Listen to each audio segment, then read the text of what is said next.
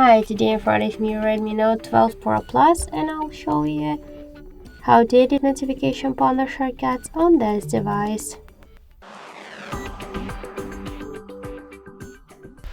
So first open the notification panel, and if you want to here add some options or remove some of them, or just to change the position of the icons on the home screen on the this panel, we should click here to this edit icon.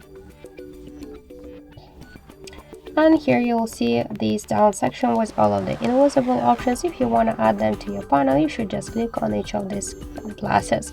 To remove them from the panel, just click on the red minuses.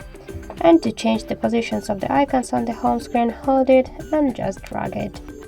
Then just tap to done to save the changes. So that's it. Thank you for watching, and if you find this video helpful, leave thumbs up and subscribe.